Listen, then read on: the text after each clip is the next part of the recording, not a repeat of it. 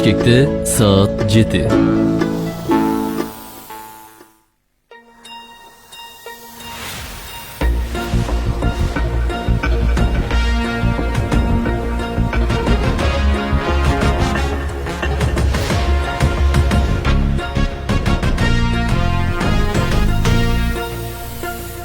Биринчи радио түз эфирдеги уктурууларын баштайт. Саламатсыздар урматтуу радио көрмандар. Кутман таңыңыздар менен эфирде таңкы бурулуш программасы. Студияда Урмат Жээнбеков жана Назира Молдокулова.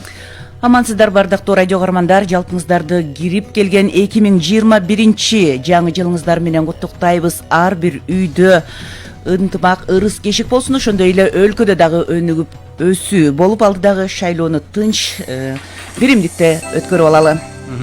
Урматтуу радио көрмандар, эсиңиздерге салып өтөлү, бүгүн таңкы бурулуш программасынын кыргыз тилиндеги берүүсү соңку чыгарылышы ушул жылдын эсебинен деп койсок туура болот. Бул программанын чыкканына аз гана убакыттын жүзү болду. Мына ушул күндөрдө угармандарды биз менен болуп атканына дагы ыраазычылык билдирип таазим этип өтөлү. Анан дагы алдыда 90 мүнөт убакыт бар.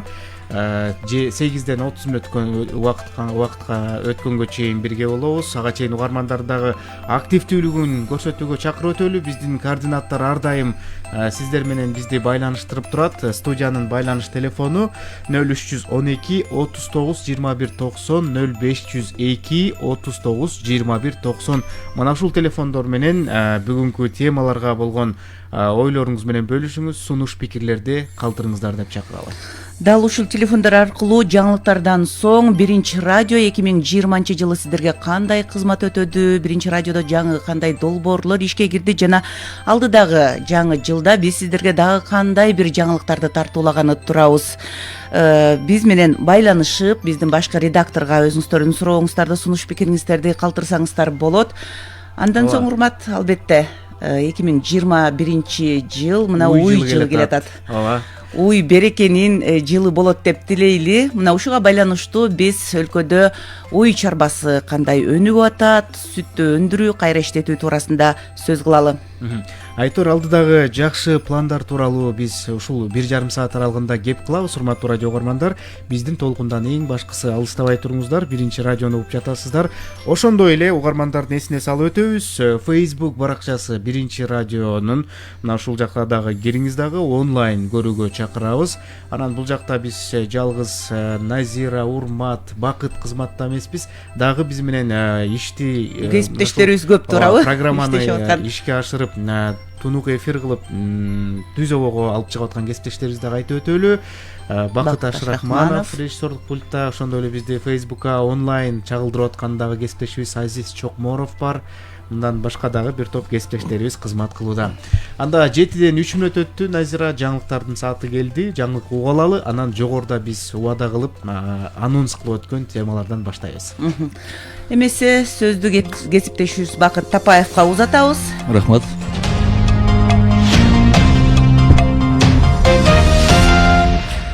Премьер-министрдин милдетин аткаруучу биринчи вице-премьер-министр Артем Новиков Россиянын Кыргызстандагы атайын жана ыйгарым муктөчүсү Николай Удовиченко менен жолугушту. Тараптар өлкөлөр ортосундагы кызматташтыктын актуалдуу маселелери, анын ичинде темир жол байланышын активдештирүү, коронавирус инфекциясынан вакциналарды сертификациялаштыруу жана камсыздоо маселеси жана эки өлкөнүн тармактык ведомстволор ортосундагы COVID-19 диагностикалоо жана дарылоо боюнча мындан аркы кызматташтык маселеси талкууланды.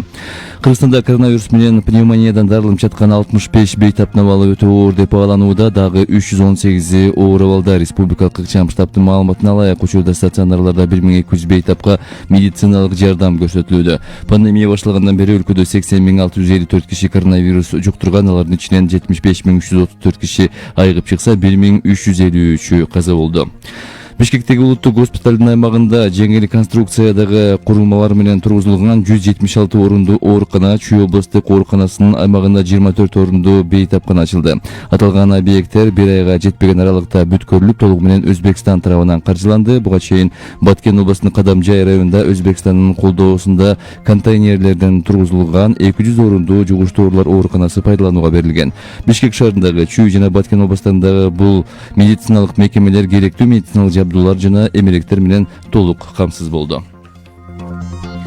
Жалал Абад областына кычкылтек концентраторы жана пульс оксиметрлер тапшырылды. Өкмөттүн областагы өкүлчүлүгүнүн басма сөз кызматы тараткан маалыматка ылайык медициналык жабдуулар жергиликтүү өз алдынча башкаруу жана этностор аралык маселелер боюнча агенттиктин демилгеси менен Европадагы коопсуздук жана кызматташтык уюму тарабынан каржыланган. Пекин коронавируска каршы катуу чараларды киргизүүдө. Акыркы бир күн ичинде шаарда 10 киши тастыкталган COVID-19 диагнозу менен ооруканага жаткырылды. Бул тууралуу Мир 24 жазды. Турак үйлөрдүн королоруна санитардык посттор орнотулуп, кварталдарга өткөрүү пункттары орнотулган. Мэрия жарандарга шаардан чыкпай турууну сунуштайт. Мындан тышкары 10 январга чейин Кытай коронавирустун жаңы түрү аныкталган Улуу Британия менен аба каттамын токтотууда. Аргентинада Буэнос-Айрес провинциясынын 300 миңден ашык тургуну Россиялык Спутник 5 вакцинасы менен коронавируска каршы эмдөөгө арыз бергендигин ТАСС жазды. Биринчи кезекте медицина кызматкерлери, андан кийин укук коргоо органдарынын кызматкерлери, мугалимдер, 60 жаштан ашкандар, өнөкөт оорулары барлар киргизилет. 300 миң дозадан турган Россия вакцинасынын биринчи партиясы 24 декабрда Аргентинага жеткирилди. Буга чейин Венгриядагы Спутник 5 вакцинасынан 6 миң доза алган.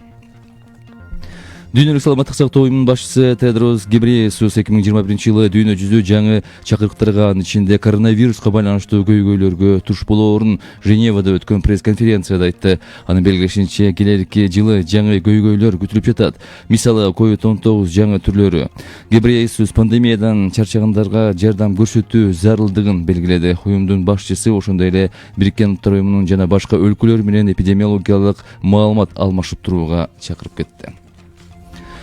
29 декабрда Малдыбаев атындагы Кыргыз улуттук опера жана балет театрында акын, драматург, котормочу Жоомарт Бөкөнбаевдин 110 жылдыгы жана Кыргыз ССРнын эл акыны Тенти Адышеванын 100 жылдыгы белгиленди. Маданият министрлигинин басма сөз кызматы билдиргендей, концерттик программаны Калый Молдобасанов атындагы Кыргыз улуттук консерваториясы, Абдулас Малдыбаев атындагы Кыргыз улуттук опера жана балет театры жана Токтоболот Абдумомунов атындагы Кыргыз улуттук академиялык драма театры даярдашты. Салтанатка Маданият министри Нуржигит Кадырбеков, Кыргыз Республикасынын президентинин аппаратынын жетекчиси Сүйүнбек Касманбетов, коомдук жана маданий ишмерлер катышты. Эми валюталар курсу менен таанышып, бир Америка доллары 82 сом 83 тыйын, евро 101 сом 43 тыйын, бир орус рубли 1 сом 12 тыйын, казак теңгеси 19 тыйынга бааланууда. Синоптиктердин бүгүнкү күнгө маалыматы менен тааныштыра кетели. Бүгүн 30 декабрда Чүй областында абанын температурасы 0,5 градус суук болсо, Таласта 4 градус сууктан 1 градуска чейин жылуу, Ош, Жалал Абад жана Баткен областарында 2 градус сууктан 3 градуска чейин жылуу болушу күтүлөт. Ал эми Ысык көл областында 2 градус сууктан 3 градуска чейин жылуу болсо, Нарын областында 4-9, ал эми бийик тоолуу райондордо 10-15 градус суук болушу күтүлүүдө. Бүгүн Бишкек шаарында жаан-чачын күтүлбөйт. Батыштан ылдамдыгы секундасына 4-9 метрге чейин жеткен шамал болуп турат. Абанын температурасы 1-3 градус суук болот. 7 саат 08 мүнөт. Урматтуу радио каармандар, сиз угуп жаткан биринчи радио таңкы бурулуш программасы. Соңку жаңылыктар менен Бакыт Тапаев тааныштырды, а биз болсо уктурубузду улантабыз. Урмат, мына бүгүн 30 декабрда Кыргызстан тарыхында кандай окуялар катталып калган, мына алгач ушул маалыматты да угармандарыбыз менен бөлүшүп өтпөйлүбү? Анда эмесе, мына 1927 жылдын 30 декабрында Саламаттык сактоо министрлигинин кызматкерлери Фрунзе шаарында безгектен ооругандардын саны 600 адамга жеткенин жарыялашкан болчу экен. Бул безгек оорусу 1926 жылдын дал ушул күнү 1100 адамга жеткени кабарланат. Башкача айтканда, ооругандардын саны дээрлик 2 эсеге кыскарган. Эң кызыгы, мындан бир кылым мына өттү. Бүгүн дагы Кыргызстанда биз жалпы дүйнө күрөшүп аткан эпидемия, бул коронавирус менен мындай күрөшүп, анын алдын алуу жумуштарын алып барып жатабыз. Безгек демекчи, ушу коронавирус чыккан күндөрү мындай чиркейлер бет кап тагынбайт, алар аралыкты сактаганды билбейт, чиркейлерден дагы ошо безгек тарап, анан ошол оору күчөп кетпейби деп кооптонгондор дагы бар болчу. Ушу күндүн статистикасына дагы токтолуп өтсөк, мына кечээ бир суткада коронавирус 119 адамга жуккан, андан 4 бейтап каза болду. Ошол эле учурда сутка ичинде 227 адам коронавирустан айыгып чыккан. Тилекке каршы ушу пандемия башталгандан бери 80.654 адам вирусту жуктурган. Алардын ичинен 1353 адам мындай тилекке каршы арабыздан өтүп кетти. Ооба, жогоруда Бакыт жаңылыкта айтып өткөндөй эле, ушул учурда ушул миңдеген бейтаптарыбыз өлкөнүн ооруканаларында дарыланып жатат. Алардын арасынан оор абалдагылар дагы бар, 60-тын тегерегинде өтө оор абалда болуп атат. Буюрса аларга дагы ден соолук тилейли. Ал эми дүйнөлүк статистиканы карай турган болсок, бүгүнкү күндө ушул ковид оорусун жуктуруп алгандар деги эле ушул дүйнөнүн дээрлик бардык өлкөлөрүнө тарады. 191 өлкөнүн ичинен 82.283.000 кишиде ковид катталды. Мунун ичинен жалпы 1.795.000 киши каза болсо, 58,5 миллиондой киши бул илдетти жеңди. Дагы да болсо ушул коронавирус жуктуруп алгандардын саны боюнча Америка Кошмо Штаттары дагы да болсо алдыда. Алдыңкы өлкөлөрдү атай турган болсок, ошол эле АКШда, Индияда, Бразилияда, Россияда, Францияда, Улуу Британия, Түркия, Италия мына ушул өлкөлөрдө миллиондогон адамдар мына ушул жугуштуу ооруну жуктуруп алгандыгы аныкталды. Урмат, дагы 1928 жылдын 30 декабрында Фрунзе шаарындагы жумушчу дыйкандар ал убакта мындай кызыл аскерлер комиссиясы түзүлүп, алар дагы чоң күчкө ээ эмес беле дал ушундай токтом чыгарган экен. Ушу жаңы жыл күндөрү Бишкек ал убактагы Фрунзе шаарында спирт ичимдиктерин сатпоо боюнча ошондо 1 январдан тартып 4 январга чейин бир гана суусундук сатылып турганы дагы тарыхта белгилүү. Ооба, бүгүнкү күндө деле ушул дүкөндөрдө ушул 18 жашка толо элек жарандарга спирт ичимдиктерин сатууга тыюу салынган. Мен муну өткөндө эле күбө болдум. Кадимкидей эле жаш бала, 2 бала ушул чоң соода борборлорунда спирт ичимдиктерин көтөрүп келип, ошол кассага келген учурда кызматкер айтты, эскертти, силерге болбойт, муну кайра барып текчеге коюп койгула дегенде, чындап бул нерсе иштеп атыптыр деп ичимен ойлонуп койдум. Мына 2013 жылдын 30 декабрында Гапарайтиев атындагы көркөм сүрөт музейинен орус сүрөтчүсү Иван Айвазовскийдин Кырымдагы деңиз пейзажы сүрөтү урдалган болчу. Ал кайра 2014 жылдын 23 январ күнү табылган.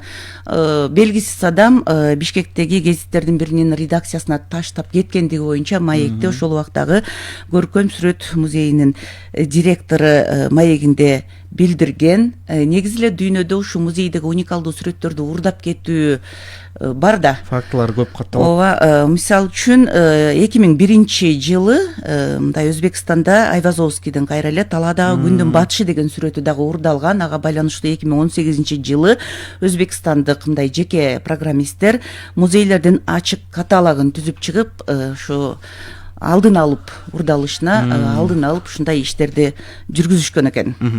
Жакшы болот. Дагы бир жакшы бир жаңылыкка токтоло кете турган болсок, ушул күнү 2013 жылы Олимпиада чемпиону Каныбек Осмоналиев 1-даражадагы Манас ордени менен сыйланган. Ал оор атлетика боюнча дүйнөнүн 4 жолку чемпиону. 1980 жылы Москвада өткөн Олимпиадада 52 килограмм салмактагылар арасында мына сыймыктуу саатта ушу Олимпиаданын алтын медалын тагынган. Андан сырткары бир топ эл аралык мелдештерде дагы жеңүүчү болду. Дүйнөнү багындырган кезинде биздин Олимпиада чемпиону Каныбек Осмоналиевди АКШга дагы Америка Кошмо Штаттарына дагы чакырган, бирок мекенин сүйгөн биздин спортчубуз андай сунуштан баш тарткан. Ооба, спорт демекчи кечээ дагы ушул жыл жыйынтыгын чыгарган иш-чара болду. Спорт ордосунда кабарчыбыз дагы катышып келди. Мына ушул соңку күндөрү, тактап айтканда ушул декабрь ичинде Сербияда өткөн дагы дүйнөлүк кубокто дагы биздин спортчуларыбыз олжолуу кайтып келишти. Аларды атай турган болсок, Жоломан Шаршанбеков, ошол эле Айсулуу Тыныбекова кыз келиндер күрөшү боюнча дүйнө чемпиону Мээрим Жуманазарова, мына ушул сыяктуу мыкты спортчуларыбыз дагы сыйланып, мына ушул иш-чара өттү, жыл жыйынтыгын чыгарган иш-чара. Андан сырткары ушул биздин өлкөдө дагы бир чоң маанилүү нерсе турат. Шайлоого даярдыктар, теледебаттар башталды. Назира өзүңүз билгендей эле кечээ күнү экинчи күнү болду, биринчи турдун бүгүн үчүнчү күнү болот теледебаттардын. Сиз өзүңүз көрүп атасызбы теледебаттарды? Албетте, бул теледебаттарды бир эле мен эмес, жалпы кыргызстандыктар өтө кызыгып, ынтызарлык менен көрүп атат болуш керек. Анткени ушул дебаттарды көрүп туруп, анан өзүнүн тандоосун жүргүзөт да. Мен кайсы талапкерге өзүмдүн добушумду берем, мен эртеңки тагдырымды ким менен байланыштырсам болот деген суроого жоопту ушул дал теледебаттардан алат окшойт. Кечээ күнү мына өзүңүз да күбө болдуңуз, теледебаттар болду. Анда өздөрүнүн программаларын тааныштырды. Анан негизги суроо деп мен ойлойм, башкаруунун кайсы формасын сиз жактайсыз деген суроону узатып, мына ушуга жоопту алышты. Негизгиси дагы мына 2021 жылдын 10 январына дайындалган мөөнөтүнөн мурда президенттик шайлоо менен кошо референдум өтөт да, урмат. Мына ушул референдум өлкөнүн тагдырын чече турган эң маанилүү суроолордун бири болуп атат. Дебатты көргөн ар бир жаран мына ушул жерден дагы өзүнө жоопту ала алды болуш керек. Коомчулуктун пикирине караганда ушул дебаттар эми жакын кечээ мурда күнү эле башталбады. Анан коомчулукта мындай сөздөр айтылып атат да, ушул дебаттарга катышып өздөрүнүн ошол программаларын, платформаларын жактап аткан талапкерлер кайсыл бир теманын тегерегинде эле талкуу жүргүзүп атат. Алар өзлөрүнүн ошол программасы менен тааныштырганын ордуна бир эле теманы мындай талкуулап жатат деген дагы пикирлер коомчулукта айтылып атат. Ал эми кээ бир талапкерлердин мындай айткандарына кулак салбай койгон деле жарандар бар экен да. Мисалы үчүн аларды аттап угуп койгондор деле кездешип атыптыр, аны дагы айтып атышат да. Мына ушундай сын пикирлерден улам эми талапкерлердин дагы мүмкүнчүлүктөрү бар да. Мына бүгүн биринчи турдун акыркы күнү болот. Кийинки турдун теледебаттары дагы жаңы жылдан тарта 6-7, 8 январь күндөрү болот. Ошол эле учурда мына президенттик шайлоого аттанган айрым талапкерлер биригип дагы атат. Алардын биригүүсү боюнча коомчулукта ар кандай сөздөр бар. Эми канткен күндө дагы шайлоодо бир жеңүүчү аталат. Ошол эле учурда эл аралык мындай эксперттер дагы, биздин негизги соода өнөктөш өлкөлөрүнүн эксперттери дагы Кыргызстан бул жолу туура тандоо жүргүзүп, эч кандай бир чыр чатактарга жол бербей, башка өлкөлөргө үлгү болуп өзүнүн туура жолун тандап алат деген ишеним чоң. Ошол эле учурда ишкерлер дагы мына талапкерлер менен бирге жолугушуп, алардын программасын угуп, өздөрүнүн дагы сунуштарын, тармактардагы кездешип аткан бир көйгөйлөрү туурасында дагы алдын ала айтып, алар менен мындай меморандумга кол коюп, декларацияга кол коюп, алардын дагы сөзүн алды. Ишкерлер эң чочулап турат. Эгерде мындай шайлоо, мисалы үчүн 2020 жылдын октябрь айында өткөн парламенттик шайлоодон кийин өлкөдө жаралган саясий кризисте ишкерлер тыныгуу алып калбады. Алар анысы да пандемиянын учурунда мындай ишин убактылуу токтотуп, айрым учурда жумушчуларын да кыскартып, катаал бир экономикалык чараларды башынан өткөрүп аткан болчу. Ага кошул мына октябрь айындагы парламенттик шайлоодон кийин бир топ тыныгуу алып калышкан. Ошол эле тыныгуу мына алдыдагы шайлоодо дагы кармалып турганын, инвесторлор дагы Кыргызстанга мындай капиталын киргизүүдөн ойлонуп аткандыгы туурасында маалыматты беришкен болчу. 7:17 биз программабыздын биринчи бөлүгүндө талкуулай турган теманын алдында бизге Facebookка жазып аткан угармандардын дагы, көрүүчүлөрүбүздүн дагы жазган сунуш пикирлерин да окубасак болбойт. Союзбек Ормакеев деген колдонуучубуз жазыптыр. Ассаламу алейкум, биринчи радио деп бизге жакшы тилектерин жазган. Задикан Сыдыкова жазып атат. Саламатсыздарбы? Биз сиздерди угуп жатабыз. Жумуштагы кыздардын атынан салам дейт. Дебатта терс жактарын көрсөтүп жатышат. Өтө уяласын көрүп жатып, эч бир мааниси жок. Ал жөнүндө укуң да келбейт дебатты деген мына ушундай сын пикирлер жогоруда коомчулукта айтылып атат деп айтканбыз. Ошондой эле Асель Асанбекова деген колдонуучубуз баарыңыздарга кутман таң дейт. Мына таң эрте жумуш ордунда бизди угуп аткан угармандар дагы бар экен. Аларды дагы да болсо чакырып өтөлү. Facebook аркылуу көрүңүздөр. Биринчи радионун баракчасы. Андан сырткары бизди радиодон угуп жаткан угармандар, кааласаңыздар телефон аркылуу байланышыңыздар. Биз анда программанын биринчи темасы менен сүйлөшөлү. Жакшы. Узап бара жаткан 2020 жылы биринчи радио жалпы угармандарына кандай кызмат кылды? Жакшы, мына ушул жылдын жыйынтыгын чыгарган эфирибизди аз да болсо сүйлөшөт экенбиз. Бизге толук 11 мүнөт убактыбыз бар. Анда мына ушул теманын биз студиябызга башкы редакторубуз Биринчи радионун Кыргыз Республикасынын маданиятына эмгек сиңирген ишмер Таалайгүл Сыдыкбекованы чакырабыз. Кутмандуу таңыңыз менен. Саламатсызбы? Таалайгүл эже. Саламатсың, урмат.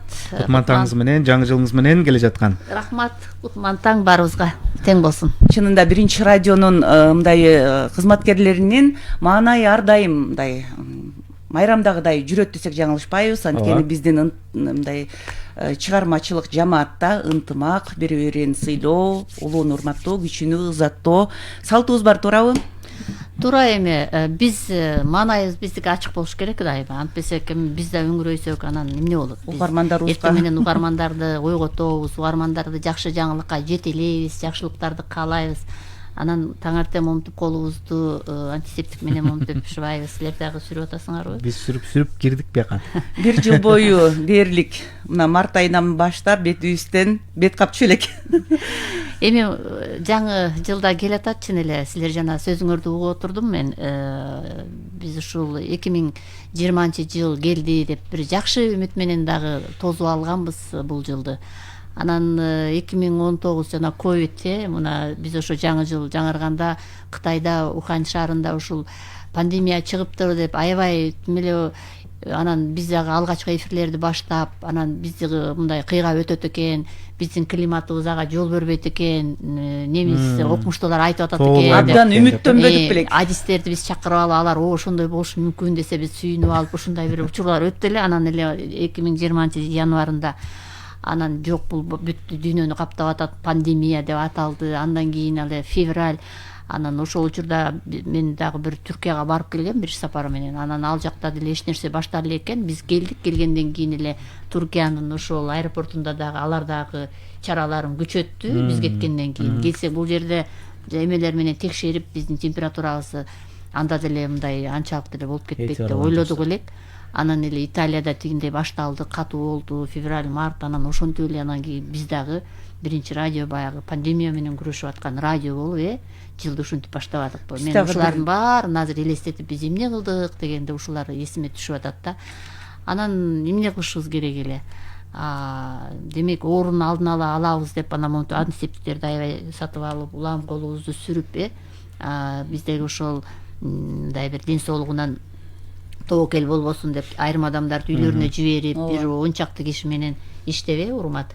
Ушундай учурларды биз өткөрдүк пандемияда. Анан биздин угармандарга дагы тартуулай турган сеткабызга да өзгөрүүлөр кирбейт. Таалайгүл эже, бул жылдын эсебине ошол пандемияга карабай бир нече долбоорлор ишке кирди Биринчи радиодо. Кайсы долбоорлор? Мисалы азыр эле биз отурган таңкы бурулуштагы ушул жылдын эсебиндеги жаңы проекттердин бири. Эми биз негизи эле 2020 жылы биз жакшы көп нерселерди пландаганбыз, бирок бизге пандемия чындыгында таасирин берди.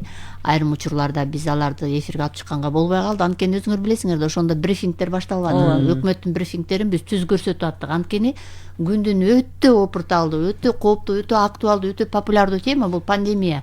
Биздин Кыргызстанга жайылып кетпейби деген, алдын алалы элдерди жана сактыкка чакыруу деген нерсе. Анан күнүгө биз брифингдерди түз берип атпадык. Анан ошондо Биринчи радио муну айтып коюшубуз керек, биздин жетекчиликте муну дайыма белгилеп атат. Биринчи радио биринчи жолу Facebook аркылуу ошону биз түз көрсөтүп аттык, өзүңөр билесиңер. Анан ошондой бир программаларыбыз баягы тоскоолдук болуп, алар чыкпай калган учурлар болду, бирок ошол учурда дагы биз жанагы кайсы нерсе бизге маанилүү болсо, баягы элдин керектөөсүнө жараша биз баягы Facebook аркылуу дагы подкасттарыбызды жасап аттык бул коронавирус боюнча. Андан тышкары жаңы долбоорлорду киргиздик. Ошол убакытта деле биз бирок баягы шак жүрүш деген мына саясий ток-шоуну киргиздик. Саат 4-тө кетип атат. Мына бизде Чабдарова менен Таалайгүл Чабдарова, Ирина Эгенбаева, Алпар Атышбаева. Ошол учурда деле бул программа дагы кетти. Ага чейин биз актуалдуу маек мына ага чейин канча жылдан бери күндүн темасы деп өткөрдүк элек. Анан бул жылы жаңы долбоорлорду сунуш кылып ошол пандемияда ылайыктуу программалар чыгарып атат. Мага эми аз эле убакыт бердиңер, 7 мүнөт. Мен ошондо баарын айтып бүтүшүм керекпи? 11 мүнөт бердик. 11 мүнөт. Биз билесиз да, биринчи радиодо ар бир секунд өтө кымбат.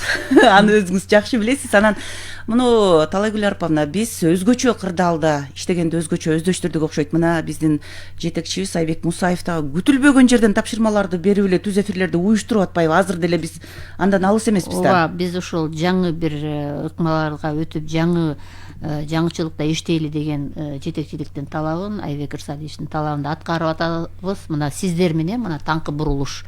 Эми таңкы бурулушта дагы биз эмне кылып атабыз? Ушул элге мындай биринчиден агартуучулук, экинчиден маалымдуулук болсун эртең менен, үчүнчүдөн дагы мына бир ошол эле пандемиядан биз толугу менен арыла элекпиз, ошол эле сактыкка чакыруу, анан бир маанилүү бир окуяга байланыштуу маанилүү бир тема чыгып калса, ошону мына биз түз сүйлөшүп, мына угармандардын алдында ачык түз эфирде сүйлөшүп атабыз.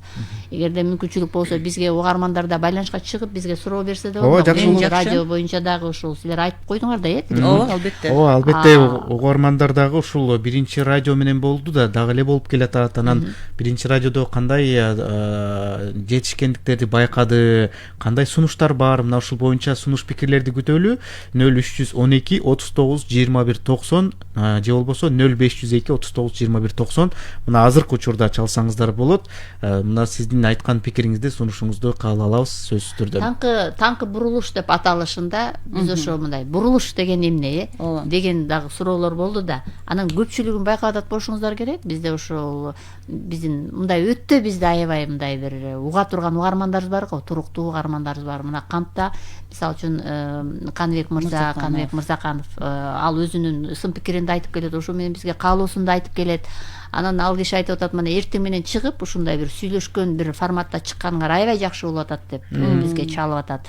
Ошол угармандарыбыз айтып атат, биз силерди ошол мындай бир анан жаңы дагы биздин ошо биринчи радионун жаңы жүздөрү дагы, жаңы бир жаштары да чыкса деген тилектерин айтып атат. Биз абдан мындай бир кубаныч менен мындай бир сунуштарды кабыл алабыз. Мына ушул таңкы бурулуш, биз ошол мындай бир жаңылыкка адамдарды буралы деген бир ушул бурулуш мындай ошол эле биздин канат менен Ирина алып барып аткан утренний разворот, аларды дагы абдан мындай бир өзүнүн угармандары пайда болду. Аларды да күтүп угуп атышат. Экөөнүн мындай сүйлөшкөн.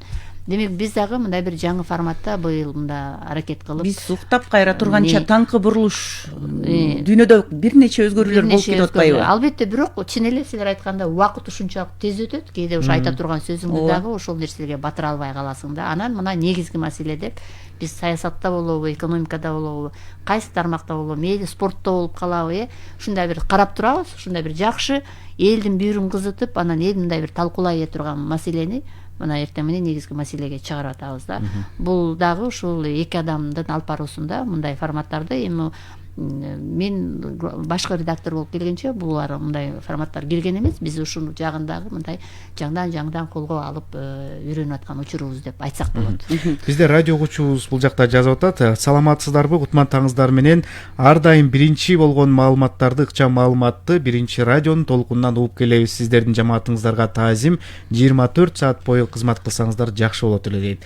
Мен бере турган суроону бериптир угарманыбыз. Чындап биз 24 сааттык ага деле мүмкүнчүлүгүбүз болуп калышы мүмкүн. Анткени биз чын эле ала то 24 өтпөдүбү туурабы? Биз дагы ал дагы бир өзүнүн бир мындай бир техникалык, кайсы бир учурларда бир уюштуруучулук бир моменттери бар. Ошон үчүн биз андайды да койгонбуз да, ошондой максатыбыз бар. Бара биз мындай бир маалыматтык бир чоң корпоративге айланышыбыз деле мүмкүн. Радионун мүмкүнчүлүгү кенен деп ойлойм. Биз башка мындай бир маалымат булактарына караганда радионун мүмкүнчүлүгү абдан азыр телени убакыттап мындай жумшак эмерек отуруп алып көргөндөр деле азайып баратат. Автоунаада жүрүп баратабы же болбосо тоодо чыгып жүрөбү, кулакчыны тагынып алып радиону уккандар көп. Бир убакта радио өзүн жоготуп коет, мындай ордун таппай калышы мүмкүн дешкен. Тескерисинче убакыт саат көрсөтүп атат, радио өнүгүп баратат, туурабы? Андай болбойт го. Мына канча жылдан бери ушуну айтып келаткам, бирок Менче радио эч кимге, өзүң айткандай, эч кимге мындай жолтоо кылбай, чөнтөгүңө саласың, колуңа саласыңбы, машинада кетип баратасың, айтор муну уга берсе болот да. Анан ошол үчүн бизде дайыма ошо угармандар жаңы мындай бир бизден мындай талап күчтүү да баары бир. Бизге болгон талап күчтүү. Мисалы, теледе картина менен чыгасың, а биз радиодо сөз менен чыгышыбыз керек. Ошон үчүн сөзүбүз күчтүү болуш керек, сөзүбүз так болуш керек, сөзүбүз таасирдүү болуш керек, сөзүбүз мазмундуу болуш керек да. Талайгүл апамна, мына 2020-жылы биринчи радионун сеткасы дээрлик өзгөрдү. 80-90%. 70%га өзгөрдү. Бирок эми мурунку биздин баягы рейтинг алып келаткан ошол эле эл менен бийликтин ортосундагы жана сүйлөшүүлөрдү радио көзөт аркылуу алып берип атабыз. Суроолор бар. Зинакан Кайыпова, Маданиятка эмгектенген Ишмер Агеши дагы алып барып атат. Негизи көптөгөн мындай программаларга өзгөрүү кирди. Бирок баягы айрым бир калтыргандагы проектлер калды. Мурун аны угармандар өздөрү эми биз өзүбүздү мактабайлы, угармандардын сынында. Дал ушул жерден бизге угарманыбыз байланышка чыгып жатат. Сиз айткандай өздөрүнөн укпайлы угармандарыбыз. Жакшы болот. Саламатсызбы? Угуп жатабыз сизди. Кутмандыгыңыз менен. Саламатсыздарбы? Саламатсыз. Талайгүл апамна, Назиречка. Тиги жигиттин атын укпай калдым. Урмат. Урмат, кечиресиз, урмат. Биринчиден, мына Талайгүл айымды айтып кетпеди, тиги кантта биздин угуучубуз бар депчи. Анан ошо чын эле мен силердин такай көп жылдардан бери угуучуңармын, ошо силер менен кошо көрөм, силер менен кошо жатам, башка радиолорду уккан аракет кылам. Баары силер баягы аткан айткандай биринчи кыргыз радиосу болосуңар.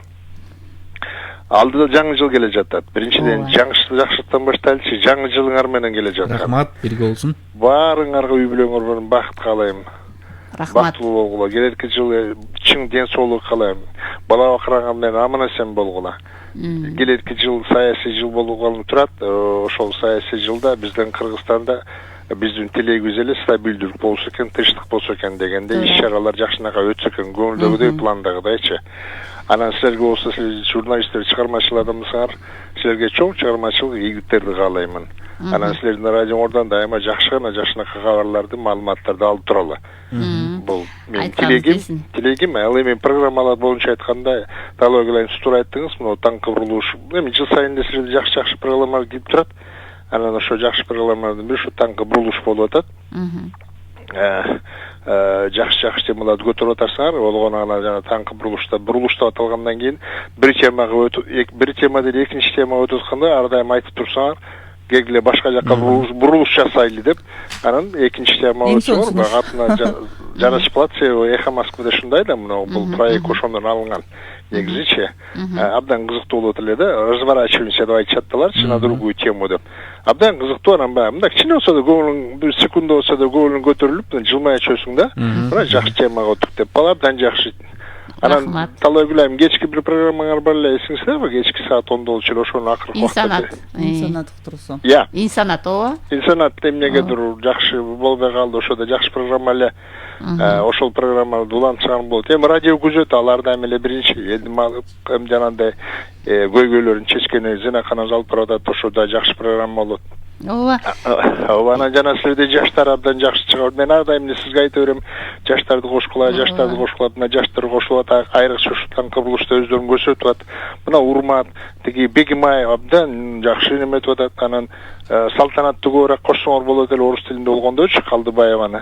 Ал кыргызчада жакшы барат. Орусчага да кошсоңор жакшы болот, кыргызчада алып барат. Азамат эки тилде тең алып кетет. Тиги Мирлан деген жигит жакшы чыгып атат. Канат Султакей болсо акула болуп калды. Канат отурат. Ооба. Рахмат сизге.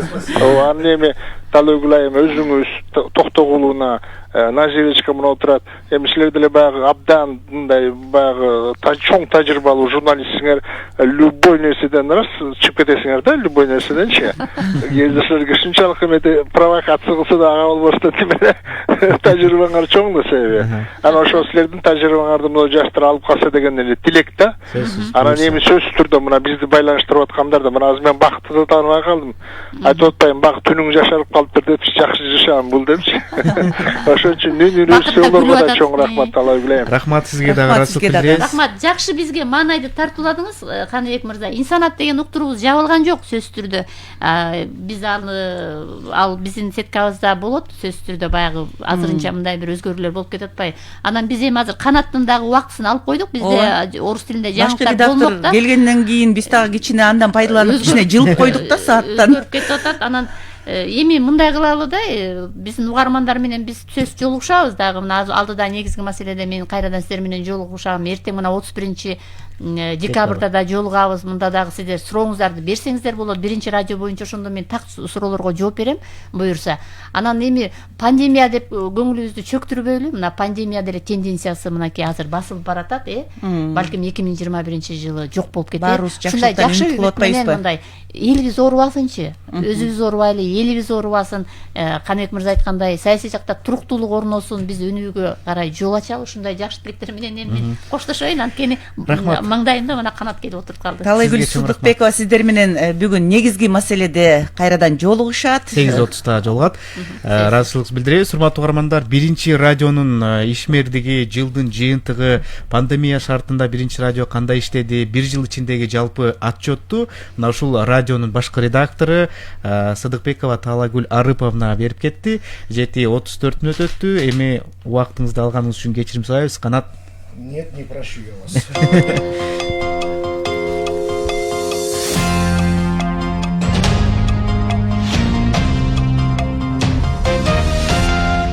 Исполняющий обязанности премьер-министра, первый вице-премьер-министр Кыргызстана Артем Новиков провел встречу с чрезвычайным и полномочным послом Российской Федерации в Кыргызстане Николаем Удовиченко. Об этом сообщает пресс-служба правительства. Артем Новиков отметил, что имеющаяся на сегодняшнее динамика контрактов в лучшей степени характеризует стратегический уровень отношений между двумя странами. Исполняющий обязанности главы правительства отметил, что по итогам встречи с сопредседателем Кыргызско-российской межправительственной комиссии Алексеем Аверчуком достигнута договоренность о подготовке проекта дорожной карты по расширению торгово-экономического и инвестиционного сотрудничества между двумя странами. Артем Новиков передал подготовительную проектную версию дорожной карты российской стороне для дальнейшего рассмотрения и дополнения. Накануне 29 декабря состоялся телефонный разговор министра иностранных дел Кыргызстана Руслана Казакбаева с главой МИД Азербайджана Джейхуном Байрамовым. Как сообщает пресс-служба МИД Кыргызстана, в ходе беседы министры дали высокую оценку текущему состоянию кыргызско-азербайджанских отношений и выразили намерение обоюдно продолжать их развитие во всех направлениях. В Чуйской области с 31 декабря возобновляют пассажирские железнодорожные перевозки. Об этом сообщает Кыргыз-Темир-Жолу. Разрешено ездить пассажирским поездам по направлениям Бишкек-Токмок-Бишкек, Хайнды-Бишкек-Хайнды, Карабалта-Бишкек-Карабалта. Поезда по этим направлениям будут курсировать ежедневно. При этом должны соблюдаться все необходимые санитарно-эпидемиологические правила. В Кочкорском районе Нарынской области 7 детей получили новогодние подарки от имени президента. Как сообщили в райадминистрации, новогодние подарки получили отличники учебы, воспитанники фостерных семей и круглые сироты. Детям пожелали здоровья и успехов в учебе. Ремонтные работы начаты на 6 улицах Бишкека, как передали в мэрии, на улицах Ташкентской, Кокчетавской, Новой, Сухая-Батора, Кархыра и Джаила-Батыра. Общая протяженность выполненных работ составила почти 9 километров. Добавим, данное мероприятие проводится в рамках реализации второй фазы проекта развития уличной дорожной сети города Бишкек. Это все новости на этот час. Далее о погоде. Как сообщает Кыргызгидромет, сегодня, 30 декабря, по стране без осадков. В отдельных районах Чуйской, Таласской, Волжской, Джалабадской, Баткенской областей туман, на дорогах снежный накат, гололедица, будьте осторожны.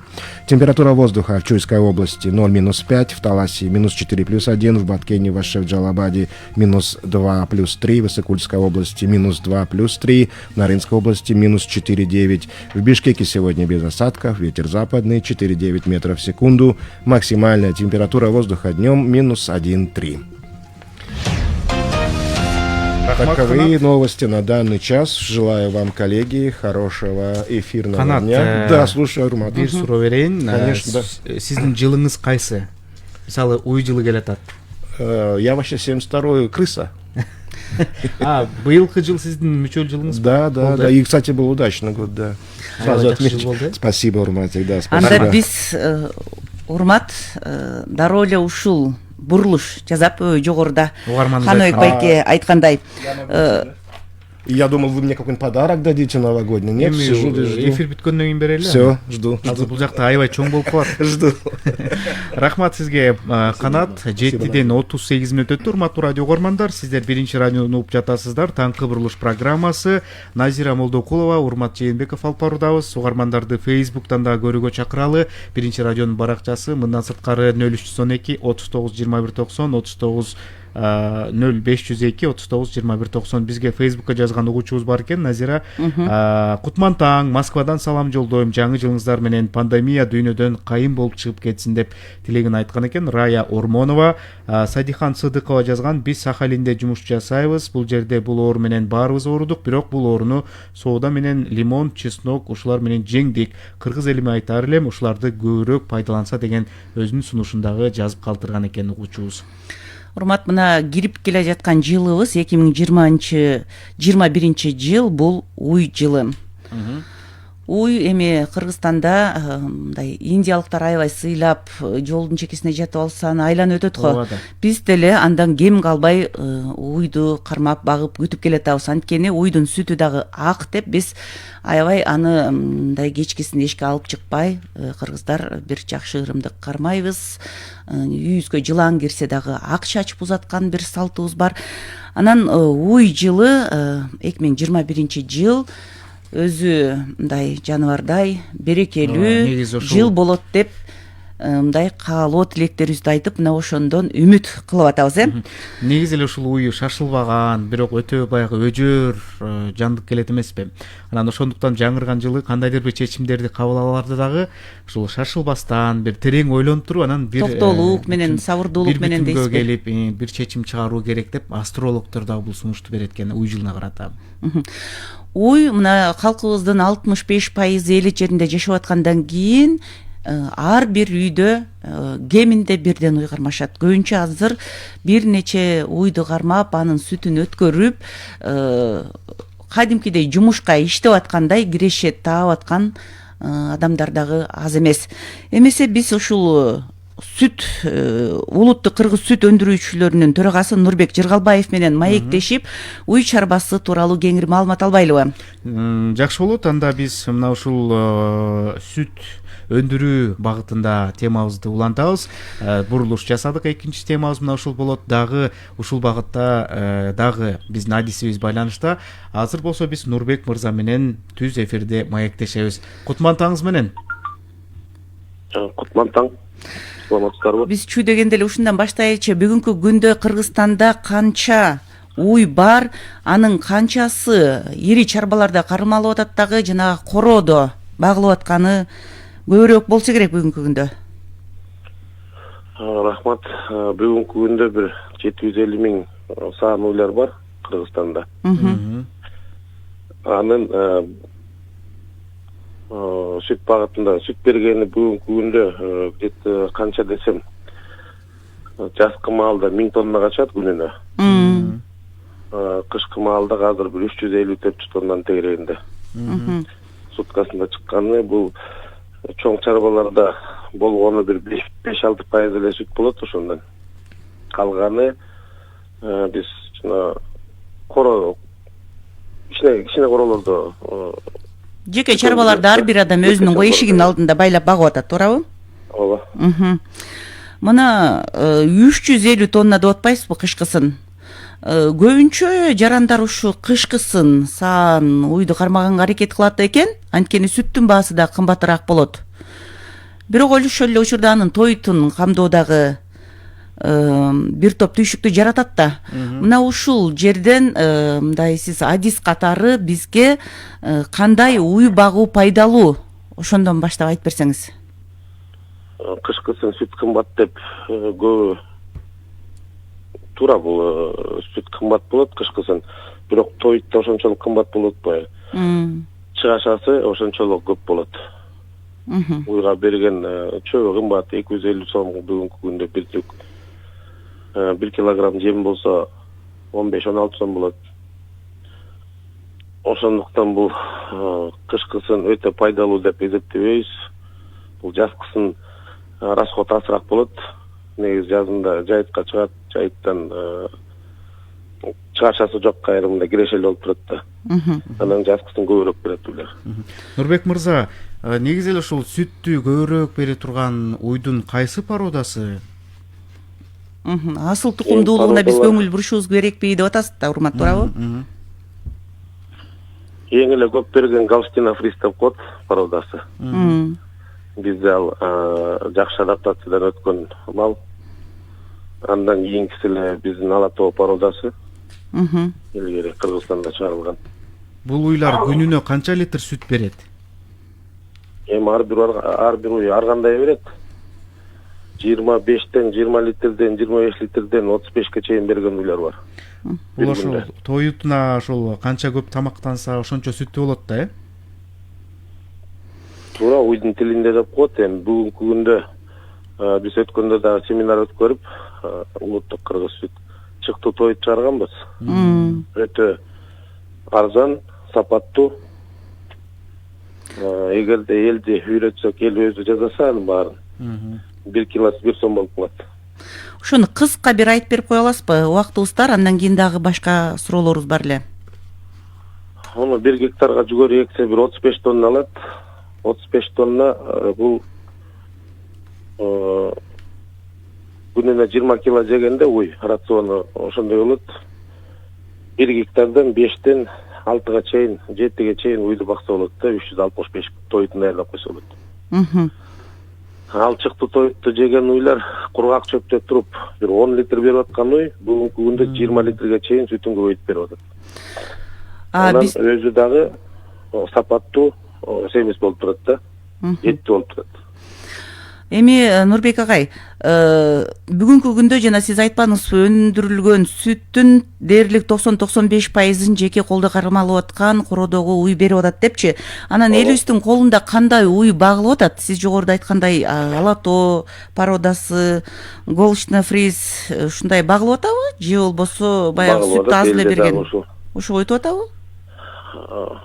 Өтүп атат, бирок аста. Биздики селекция баягы илгерки колхоздон өткөндөн колхоздун баары жабылды, сатылып кетти. Ошондон калгандарын эптеп мындай селекционный жумуштарын жүргүзүп алып келатат.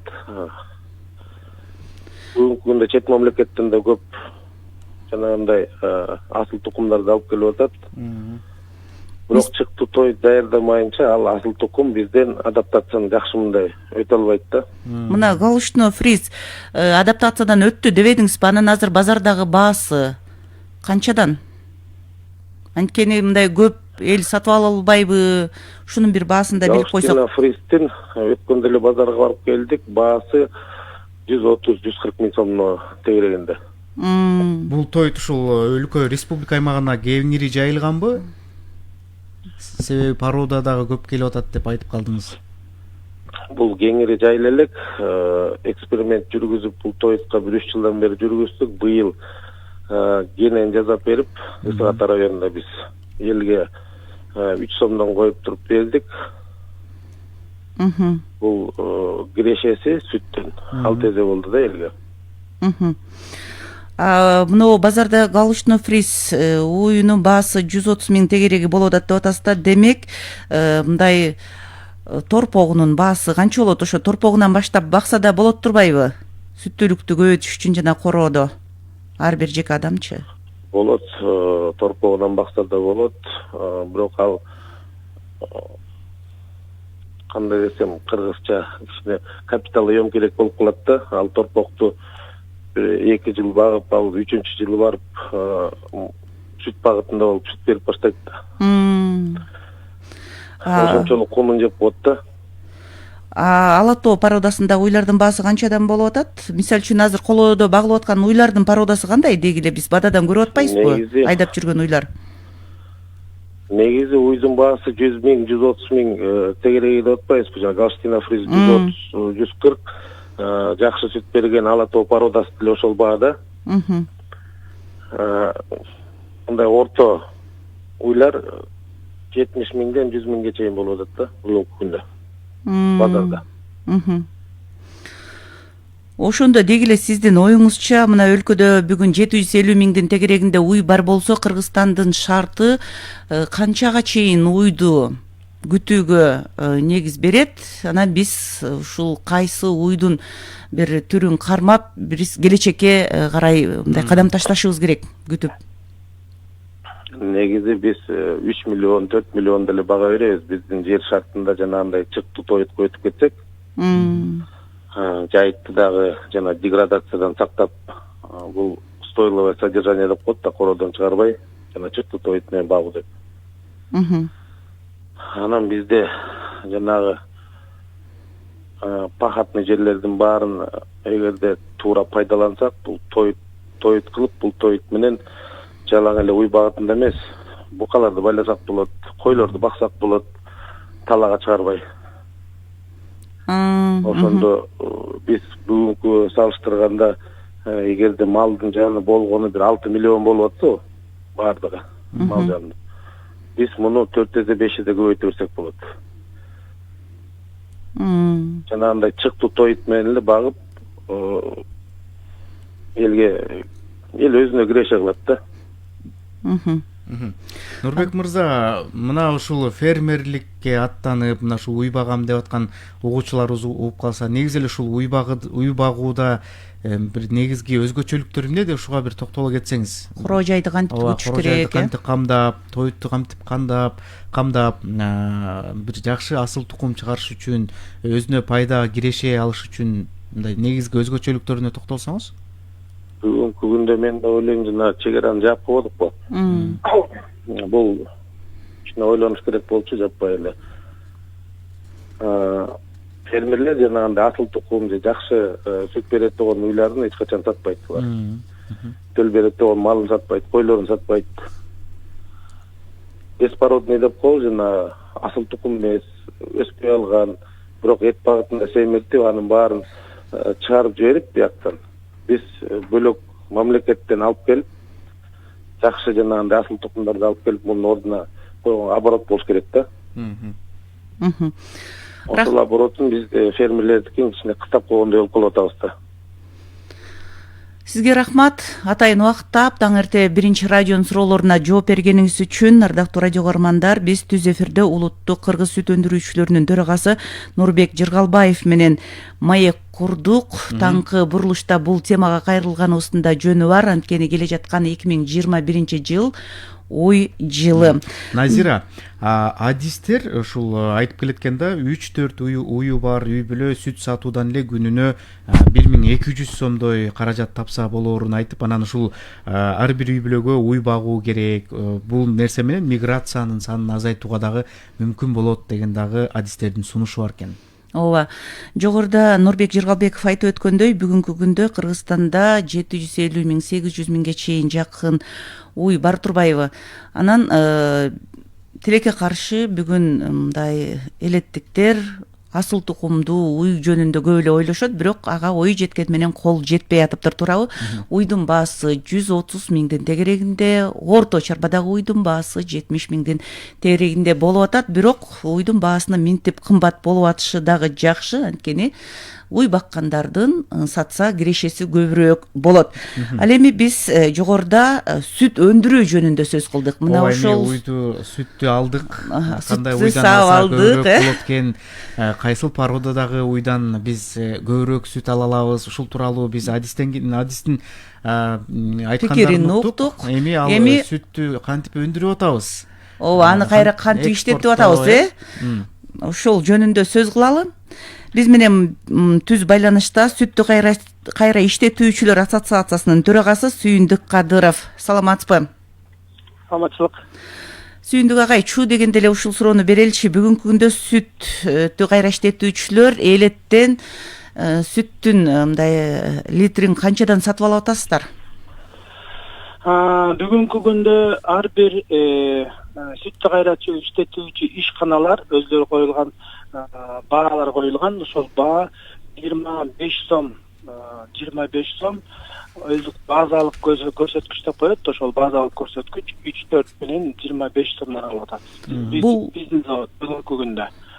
Ал бул 3,4 деген базалык көрсөткүч канчалык майлуулугу көп болсо, анын баасы өйдө көтөрүлүп кетет. Бирөөнүн майлуулугу өйдө болсо, 25 сомдон алып аткан болсок, 27, 28, 30 сомго чейин чыгат. Сүттүн майлуулугу көп боло турган болсо, ар бир көрсөткүч 25 тыйындан 30 тыйынга чейин өзгөрө баштайт да. Если биз 3-4 менен ала турган болсок, буга 4 деген майлуулугу 4 деген процент менен тапшыра турган болсо, буга дагы 6 баскычтагы көрсөткүч өйдө көтөрүлөт. Ошондо 6 жерде 4 2 сом 40 тыйынга чейин көрсөтүп кетет да. Ошентип 25 сом төө керегинде алып атасыздар азыр кышкысын. Жайында канчага чейин түшүп калат? Жайында 5 жыл мурун көпкө түшүп калчу. Азыр түшүнө баштады. Бул рыноктун шарты. Көбүрөөк ишканалар жакшы иштешип аларга. Кээ бир жерлер бар, алысыраак жерлер көбүрөөк түшүп кетет. Жана транспорт чыгымдары көп кетет. Анын сапатына жараша болот. Ошол баардык көрсөткүчтөргө бул рынок баасы чыгат да, базар баасы чыкканда ошого болот. Бул акыркы жылдарга караганда быйыл акыркы 2 жыл көп түшкөн жок. 20 сом, 22 сомго чейин түштү. Мурун 15-16 сомго чейин түшкөн. Бул эми көрсөткүч жанакы сырткы биздин экспортко чыккандага байланыштуу да. Если биздин экспортко көбүрөөк чыгара алып турган болсок, жана пандемияга карата границалар жабылып, революциялык границалар жабылып, тиги болгондо сүттүн баасы ылдыйлап кетет. Биз экспортко сата албай калабыз. Экспортко чыкпаса эле, анда кампаларга товарлар толуп кетет. Толуп кеткенде биз уже биз үчүн чоң коопсуздук пайда болуп калат, жана баалар ылдыйлап кетет. Сүйүндүк мезгилдери туура түз байлашкан да. Сүйүндүк мырза, ушул экспорт тууралуу айтып калдыңыз. Кайсы өлкөлөр мындай суроо талап болот? Кайсы өлкөлөргө суроо талап болот биздин сүттөр? Биздин сүттөр бүгүнкү күндө эң негизги көп суроо талапты көрсөткөн Россия мамлекети, анан Тажикстан, Өзбекстанга жакында азыраак чыгып баштадык, бирок көп көлөмдөгүлөр өтө элек, азыраак көлөмдө өтүп атат да. Анан Казакстан жанагы теңге арзандап кеткенден кийин экспорт бөлүмү азайып калды. Өтүп атат, бирок азыраак жана кыска мөөнөттө сакталчу товарлар чыгып атат. Эми көп мөөнөткө сакталчу жанагындай май, кургак сүт, сыр деген көбүнчө Россия жака келет. Сүйүндүк мырза, мына ушул Кыргызстандагы сүттү кайра иштетүүнүн мындай ишканалар көппү, бар эле эми жеке менчиктин бизнестин колунда да. Ошентсе да сиздер мына пандемиянын абалында, шарттарында кандай иштедиңиздер, өкмөт тарабынан кандай колдоолор керек сиздерге? Же баары жай-жайында ишти алып барып атасыздарбы? Бул боюнча жакшы суроо. Бул пандемия учурунда бүт баардык заводдор өздөрү тынбай туктабай иштегенге аракет кылды. Себеби тамак аш коопсуздугу боюнча ошол өкмөт тараптан аябай суранышты чыгып, иштегиле, жазат бергиле, эмнеге ушундай пропускаларды, интервьюларды уюштуруп беришти да. Бирок ошого карабастан биз коопсуздугубузга жараша ар бир жерде өзүбүз аракет кылдык. Жанагы кислородный концентраттарды алып, врачтар менен договор түзүп, заранее ошол кимдин үй бүлөсүндө кандай кыйынчылык боло турган болсо, ошол үй бүлөлөрүнө чейин жардам берип көрсөткөнгө аракет кылдык да. Көбүнчө баягы коркунуч пайда болду, жанагы өзүнчө бир паника болду да элдин арасындачы. Ошол паниканы жоготконго аракет кылдык да. Көптөр ошол паникабайт этип коркуп ооруй башташты. Ошондон дагы оорубаса да ооруп го деп коркунучта. Ошолорго баягы врачтарды кесипкөй адамдарды алып келип консультация берип, концентраттарды заводдорго коюп, мына коркпогула мондай турат. Ошондон кийин биздин ошол иштеген ишканадагылар айтат, ушул концентраттарды алып келип койгондо биздин жүрөгүбүз тынчып калды. Өлбөй турбайбызбы, уже концентраттар келсе жашап кетебиз деген бир ушуга чейин түшкөн бир эмелер болду да. Андан кийин баягы бир жума, 2 жумадан кийин өзүнүн алыбына келе баштады, анан тынбай иштедик. Көбү 70-80% чейин заводдо иштегендер ооруду, ага байланыштуу жана коопсуздук чараларды көрүп, тез кылып бугулатып ошол жерден чыктык. Ал эми могу ишканалардын деңгээли жылдан жылга өсүп атат. Бул экспорттун талабы ушундай болуп атат. Силерде жана бүткүл дүйнөлүк талаптар сакталса, стандарттар келтирген болсо, ошол кардарлар өзлөрү учуп келип, ошол заводдун деңгээлин көрүшүп, кандай биз азыктарын чыгарып атканыбызды өзлөрүнүн көздөрү менен көрүп, анан ошол даяр чыкчу продукцияларыбызды атайын даамдап көрүп, көрсөткүчтөрүн сынап текшерип көрүп, анан ошондон кийин алып башташат да. Жөн эле алып барганда базарга туруп саткан товар эмес биздики кайра жанакындай чоң ишканалар алып биздин товарларды алып кайра иштетет. Ошол эле сырды, ошол эле майды, ошол эле кургак сүттү жана кайра өзүнчө башка дагы ас сүт адыктарын жасап чыгарат да. Анан бир алганда аз көлөмдө албайт, чоң Демек, көлөмдө. Сүйүндүк байке, демек сүткө караганда ошол сүттөн жасалып чыккан азыктарга суроо талап көбүрөөк болуп атат да. Жок, бул ошол сүттөн жасалып чыккан товарлардын түзмө-түз байланышкан сүткө. Эгер биз сапаттуу сүт алып, сапаттуу продукция чыгарсак, мунун суроо талабы көбөйөт да. Бүгүнкү күндө сүттөн алып аткан баабыз Казакстанга караганда кымбат баада алып атабыз. Эмне үчүн? Себеби биздин экспортко көбүрөөк продукциябыз чыгып атат дагы.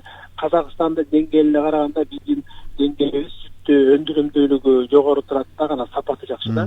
Бизде табигый чөптөр, жанакындай жакшы жайыттар, жакшы жемдер болгондугуна байланыштуу, анан климаттык бизге шарты ыңгайлуураак болгонго байланыштуу бизде сүттүн сапаты Өзбекстанга караганда, Тажикстанга караганда, Казакстанга караганда өйдө да негизи. Эми акыркы жылдары дагы ушул сүт өндүрүүчүлөр, жанакындай дыйкан чарбалар кызыктар болуп, ошол бизнес катары мурун 5 үй болсо 10 үй алып, 10 үй болсо 15 үй алып, ушинтип көбөйтүп, ушул сүттү өндүрүү менен да акча тапса болот экен деп, биз менен түзмө-түз келишимдерди түзүп, анан ушундай бир көрсөткүчтөр кетти да. Бул акыркы 2 жылдын ичинде бир жакшы кубандырып отурган, бизге коюнучтуу көңүл болуп турган ушул дыйкандар өзлөрүнө бизнес катары ушу карап, ушуну көңүл бура баштады да. Ошондо күнүнө канча сүт өндүрүлүп атат? Жайкы мезгилде күнүнө 1000 тоннага чейин, кышкы мезгилде 600-700 тоннага чейин түшөт. Күнүндүк өндүрүлгөн сүттүн. Ошол өндүрүлүп алынган сүттүн баары эле кайра иштетилип атабы, коромжусуз? Бул эми мындай да, бул сүттү өндүрүлгөн сүт Кыргызстандын булуң бурчу ар бир айылдарынан чогулат, көбүнчө могу түндүк жагынан. Ал эми түштүк жакта Баткен, Ош, Жалал абад тарапта кичине азыраак, аякта кайра иштетүүчү ишканалар жоктугуна эседе, жок эседе аз эле. Ошого кичине баягы көптөрү иштеп курут жасашат, алар дагы. Курут жасашат, ушундай кылат. Эми бул баягы промышленный көлөмдө эмес, азыраак көлөмдө. Но азыр ошол тараптарга дагы, ушул бияктагы түндүк тараптагы ишканалар кызыктары болуп, ушак тараптагы завод курабыз, ишканаларды ачабыз деген үмүттөр бар, бирок ошого баягы кичине финанс каражаттары жетип жетпей ачылбай атат. Ошак тараптарга да ачылса, элдин калктын саны көп ал тарапта, түштүк тарапта. Бирок кайра иштетүүчү ишкана жокко эсе болгондуктан аякта көлөмү азыраак. Ал эми түндүк тарапта ар бир айылда жайлоого чейин ошол жанакынтип сүт чогултуп алуучу, сүттү кабыл алуучу кичинекей пункттар ачылып, биз заготовительдер деп коебуз, ошолор чыгып чогултушат да. Бул жакшы нерсе. Казакстандан келип бизге таң калышат. Айыл жеринен бир да жерди калтырбай чогултат депчи, бул жакшы көрсөткүч да. Бул ар бир өндүрүлгөн сүт жөн эле коромдуу болуп калбайт. Ар бир азыр айыл жериндеги дыйкандар көбүнчө ошол жумасына акча алышып, ушунун үй бүлөлүк бюджетине аябай жакшы пайда келтирет да. Рахмат сизге. Ыраазычылыгыбызды билдиребиз.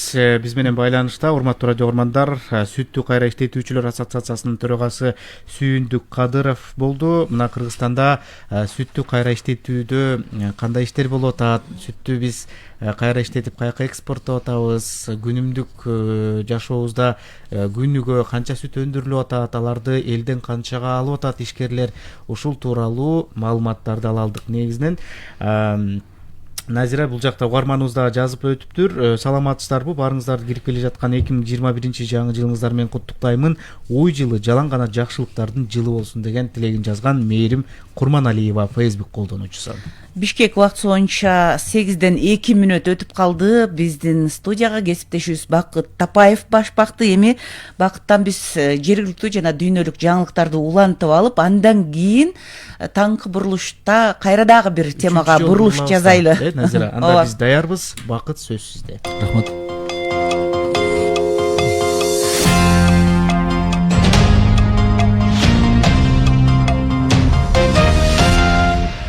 Кыргызстан Россия Федерациясы менен экономикалык байланыштарды чыңдоого даяр. Бул тууралуу премьер-министрдин милдетин аткаруучу биринчи вице-премьер-министр Артем Новиков Россиянын Кыргызстандагы атайын жана айрым укуктуу элчиси Николай Удовиченко менен жолугушуусунда билдирди. Анын белгилешинче 2021-жылы жол картасына кол коюлушу өнөр жай кооперациясы жаатындагы долбоорлорду экономикалык кызматташтыкты кеңейтүү үчүн стимул катары ошондой эле эки өлкө ортосундагы товар жүгүртүү көлөмүн жогорулатууда маанилүү кадам болот. Эске салса, Кыргыз-Орус өкмөттөр аралык комиссиясынын тең төрагасы Алексей Аверчук менен жолугушуунун жыйынтыгы боюнча эки өлкө ортосундагы соода-экономикалык жана инвестициялык кызматташтыкты кеңейтүү боюнча жол картасынын долбоорун даярдоо тууралуу макулдашууга жетишилген. Мөөнөтүнөн мурда өтө турган президенттик шайлоого 311 эл аралык байкоочу катталды. Алар жалпысына 43 өлкөнүн жана 31 эл аралык уюмдун өкүлдөрү. Президенттин мөөнөтүнөн мурда шайлоо 2021-жылдын 10-январында өтөт. Жарышка 18 талапкер атсалышууда. Ушул эле күнгө мамлекеттин башкаруу формасын аныктоо боюнча референдумда дайындалды. Бишкектеги улуттук госпиталдын аймагында жеңил конструкциядагы курулмалар менен тургузулган 176 орундуу оорукана. Чүй областтык ооруканасынын аймагында 24 орундуу бейтапкана ачылды. Аталган объекттер бир айга жетпеген аралыкта бүткөрүлүп, толугу менен Өзбекстан тарабынан каржыланды. Буга чейин Баткен областынын Кадамжай районунда Өзбекстандын колдоосунда контейнерлерден тургузулган 200 орундуу жугуштуу оорулар ооруканасы пайдаланууга берилген. Бишкек шаарындагы Чүй жана Баткен областарындагы бул медициналык мекемелер керектүү медицина жабдуулар жана эмеректер менен толук камсыз болду. Ноокат аймактык ооруканасына тез жардам автомашинасы тапшырылды. Маалыматка ылайык 3 миллион сомго сатылып алынган тез жардам автомашинасында ЭКГ, кычкылтек баллону жана башка медициналык жабдуулар бар. Буга чейин дагы район тургуну ооруканага тез жардам автомашинасын белек кылган. Өткөн жылдын аягында биринчи жолу коронавирус катталган Ухань шаарында калктын айрым категориясын эмдөө кампаниясы башталды. Бул тууралуу Синьхуанын маалыматына таянуу менен чет элдик маалымат каражаттары жазды. Эмдөө иштери 24-декабрда башталган. Эмдөө 2 жолу 4 жумалык аралык менен жасалат. 1-октябрдан 27-декабрга чейин Ухань шаарында 43 учур сырттан келгендер арасында табылган. Ушул жылдын июль айында Кытай ыкчам эмдөө программасын ишке киргизди. 2021-жылы Бишкек шаарынын көчө жана жол тармагын өнүктүрүү долбоорун алкаганда Кытайдын гранттык каражаттарынын эсебинен 39 көчө оңдолот. Бул тууралуу Борбордук муниципалитеттин пландоо жыйынында белгиленди. Маалыматка ылайык, азыркы учурда долбоордун экинчи этабы жүрүүдө. Узундугу 8,7 чакырымды түзгөн 6 көчөдө курулуш иштери башталды. 2020-жылы мэрия 21 көчөдөгү жол жээгин оңдоону пландап жатат. Ак Суу районунун Теплоключенко айылында жаңы форматтагы калкты тейлөө борбору ачылды. Мында кайрылгандарга бардык шарттар түзүлгөн. Мекемеде ЗАГС, паспорттоштуруу жана каттоо бөлүмдөрү, мамлекеттик жер ресурстары агенттигинин жергиликтүү бөлүмү, нотариус маалымат столу жайгашкан. Калкты тейлөө борбору спорт сарайынын имаратында жайгашкан. Жалпы аянты 280 чарчы метр. Ак Суу районунун калкынын саны 73 миңден ашык. Баткендин Кызыл дөң аймагында жаңы мектеп курулуп жатат. 375 окуучуга ылайыкташкан орто билим берүү мекемесинин курулушу 70% аяктады. Мектеп кийинки жылы окуучуларга эшигин ачат. Куткаруучулар күчөтүлгөн тартипте иштөөгө өттү. Жаңы жылдык майрамдарда кыргызстандыктардын коопсуздугун өзгөчө кырдаалдар министрлигинин 5000 адиси коргойт. Массалык эс алуу жайлары, ооруканалар, билим берүү мекемелери, социалдык жактан маанилүү объекттер өзгөчө көзөмөлгө алынат. Адистердин маалыматына ылайык, жаңы жылдык майрамдарда өрт кырсыгы көп катталат, андыктан жарандарга коопсуздук эрежелерин сактоо сунушталат. Режиссерлор Бакыт Мукул менен Дастан Жапарулунун акыркы көч тасмасы Бангладеште өтө турган Дакка эл аралык кинофестивалынын расмий көркөм тасма сынагына тандалып алынды. Маалыматка ылайык, кинофестиваль 2021-жылдын 16-сынан 24-январга чейинки аралыкта орун алат. Эми валюталар курсу менен таанышып алыңыздар. 1 Америка доллары 82 сом 83 тыйын, евро 101 сом 43 тыйын, 1 орус рубли 1 сом 12 тыйын, казак теңгеси 19 тыйынга бааланууда. Бүгүн Чүй областында абанын температурасы 0,5 градус суук болсо, Таласта 4 градус сууктан 1 градуска чейин жылуу, Ош, Жалал Абад жана Баткен областарында абанын температурасы ошондой эле ысык, Көл областында 2 градус сууктан 3 градуска чейин жылуу болсо, Нарында 4-9, ал эми бийик тоолор райондордо 10-15 градус суук болот. Бүгүн Бишкек шаарында жаан-чачын күтүлбөйт, батыштан ылдамдыгы секундасына 4-9 метрге чейин жеткен шамал болуп турат, абанын температурасы 1-3 градус суук болот. Рахмат айтабыз. Бакыт 8:07 таңкы бурулуш программасы Биринчи радиодо. Студияда Урмат Жээнбеков жана Назира Молдокулова. Ардактуу радио каармандар, таңкы бурулушта биз алдыда элеттиктердин жашоо тирелеги туурасында сөз кылдык. Анын ичинде уй чарбасын күтүп күнүнө 25 сом тегерегинде, мисалы үчүн 1 литр сүттүн бааланып аткан экен. Уй кармап ошондон кирешет таап аткан адамдар, жарандар, алардын мүмкүнчүлүктөрү туурасында маалымат берүүгө аракет жасадык. Бүгүнкү күндө өлкө боюнча 750 миңдин тегерегинде уй бар экен. Саан уй, ооба. Саан уй. Анын ичинде эт багытындагы уйлар дагы бар. Анын баарын кошкондо 780 миң тегереги болот деп айтылып атат. Күнүнө бүгүнкү күнү кышында 350 миң тонна 350 тоннадан сүт өндүрүлөт экен. Ал эми жайында ал 1000 тоннага чейин жетери дагы маалымдалды. Ошентип элеттиктер өзүнүн баягы турмушун жалпысынан айыл чарбасы, анын ичинде дыйканчылык жана фермерчилик менен байланыштырып атат. Назира, ошондо сүт канчалык баягы кышкы жайкы мезгил болуп бөлүнүп атат да. Ошондо өндүрүмдүүлүгү аз болсо, демек баа дагы өзгөрүүлөр болот.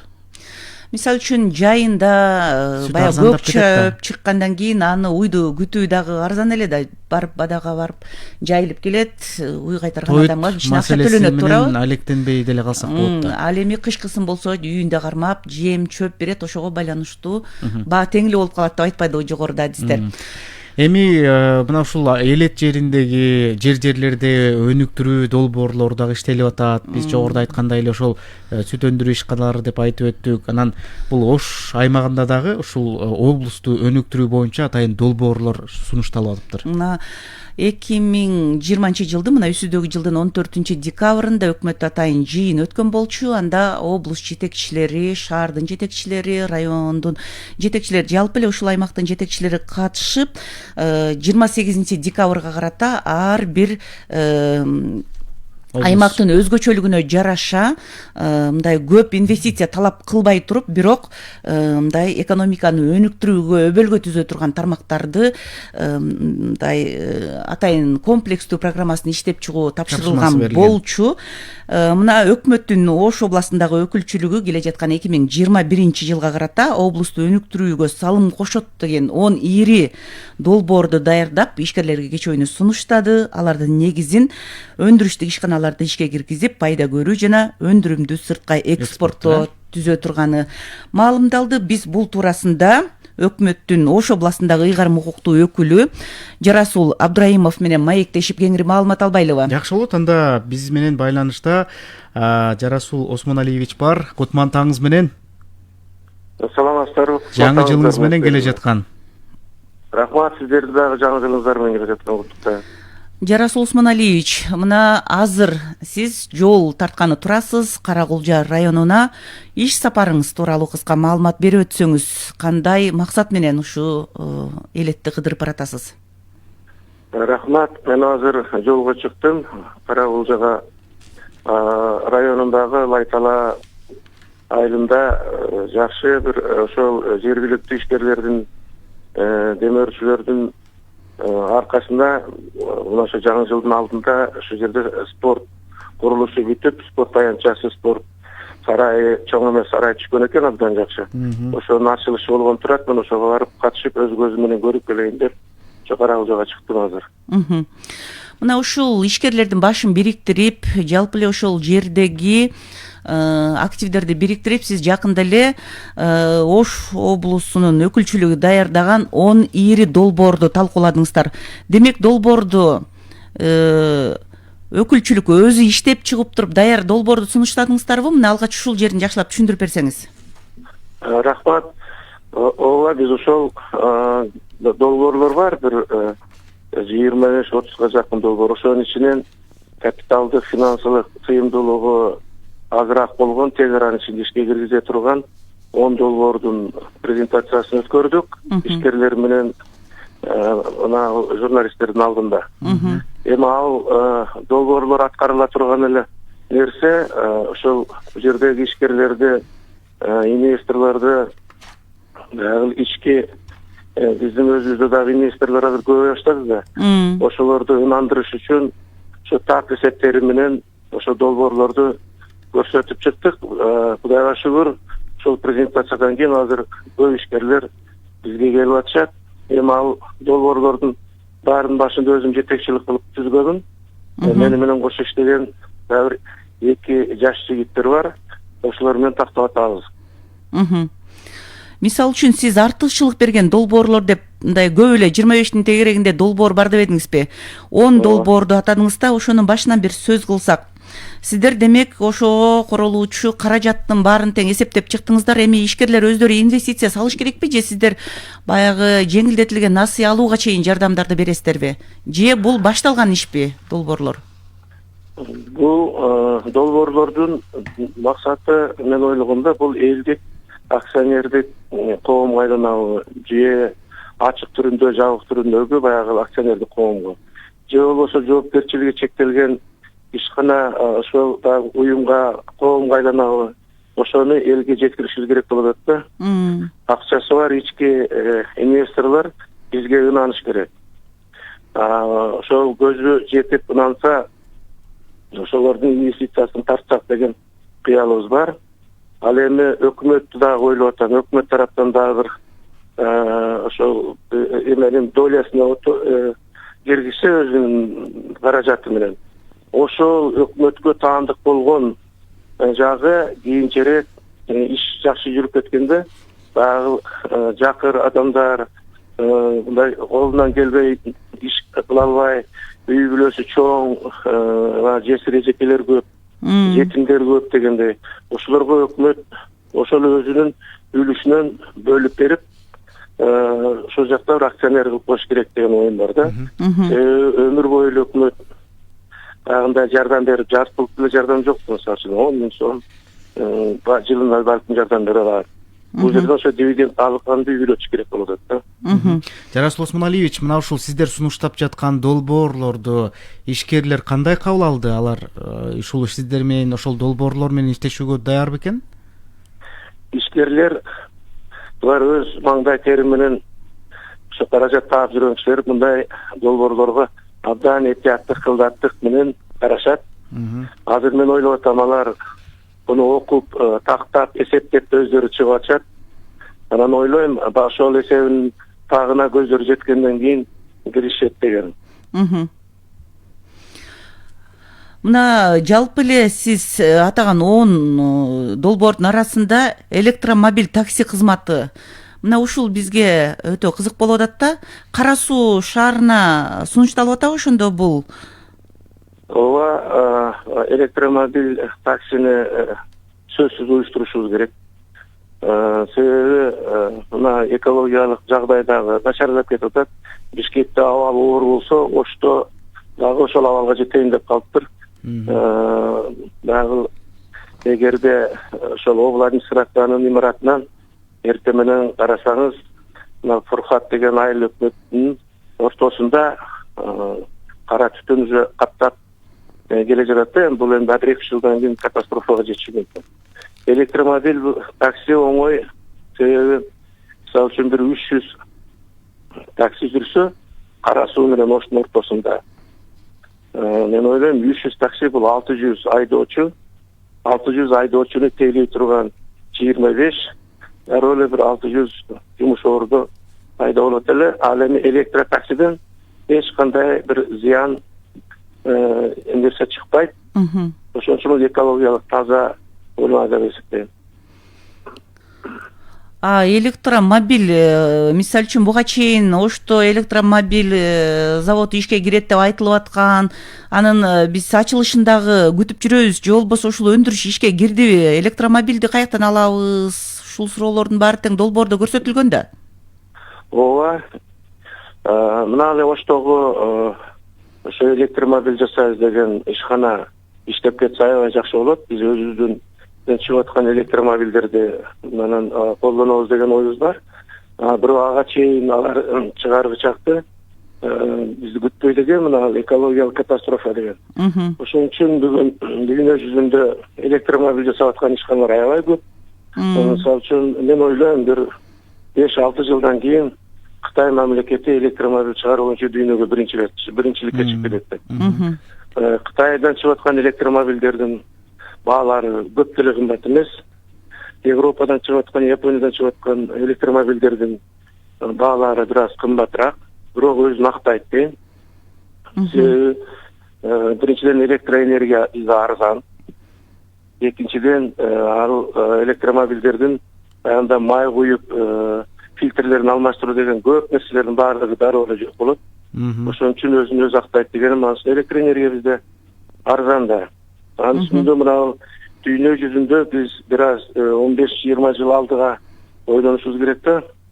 Мына 30-жылы, 2030-жылы Англияда мисалы үчүн тыюу салынды. Азыркы биз айдап жүргөн машиналарга. Бензин менен жүргөн. Ал эми 2035-жылы Япония азыркы биз менен жүргөн бензин, дизель менен жүргөн машиналардын чыгаруусун такыр токтотушат. Ошого эртерээк биз дагы камынып бул долбоор келечекке эртелеп кадам турбайбы анда? Жарасул Осмоналиевич, мына ушул сиз айтып өткөн жана биз айтып аткан унаа курулуш заводунун ачылышына эмнелер себеп болуп атат, тоскоолдуктар болуп атат? Менимче ал жерде тоскоолдуктар деле жок болсо керек. Ошол заводдун башкаруучулары башка кайсыл машинанын маркасын ушул жерде чогулта турган жөнүндө сөз кылып атышат деп атат. Менимче ошол тандап атышса керек. Бул жерде бир нюанстар болот да. Мисалы үчүн биз таможня союзунда турабыз, Евразиялык союзунда турабыз. Башка ошол союздарга кирбеген өлкөлөрдөн алып чогултууда бир аз көбүрөөк тоскоолдуктар же болбосо бир кымбатыраакка түшүп калышы мүмкүн да, налогтордун эсебинде. Ошол жагы болуп турса керек деп атам. Мен ал жигиттер менен жолугуп сүйлөшө элекмин. Сүйлөшкөндө билейин деген. Менимче ошол эле болсо керек. Себеби ушул маркасын тандап атыш керек. Сырттан электромобилдерди ташып келбей, өзүбүздөн өндүрүлгөндөрдү колдонсок деген ойда. Ошо ишти чукулдатып ишке ашырсак да, Бирок убакыт керек болуп калат. Осмоналиевич, жакшы ой, тез өзүбүз чыгарсак жакшы болот. мына сиз сунуштаган долбоорлордун ичинде реалдуу бул өндүрүш, бал өндүрүү жана экспорттоо, минералдык сууларды чыгаруу, экспорттоо, балык чарбачылыгы, шире жана азыктарды коюучу идиштерди чыгаруу, бул эми чынында ишкерлер колго алып бүгүн дагы азын оолак ишти аткарып аткан учуру да. Анан Моногол композиттик курулуш заводу деген дагы долбоор бизди кызыктырып атат. Бул кандай долбоор? Бул мисалы үчүн базальт бул таш. Ошол базальттан жасала турган курулуш материалдары, же болбосо ошол биз кыргызча айтканыбызда джип чыгарат да, роинг деп коет.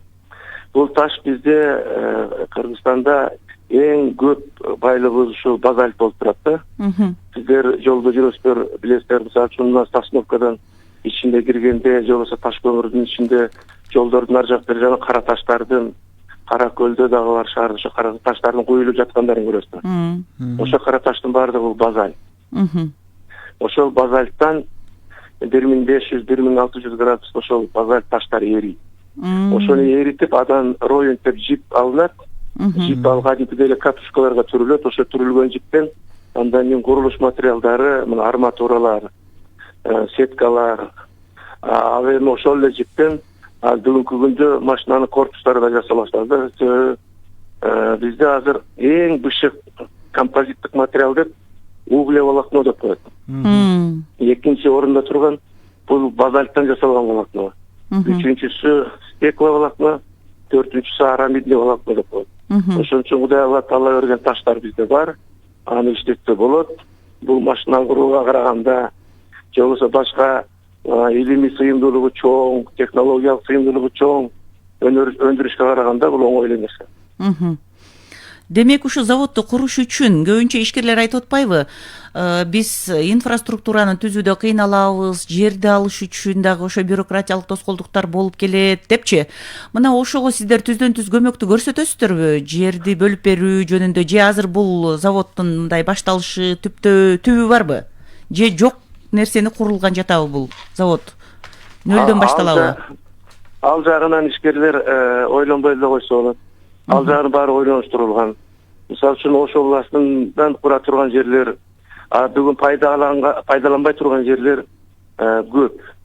Ал жерлердин баардыгын мына 2 ай болду иштегениме.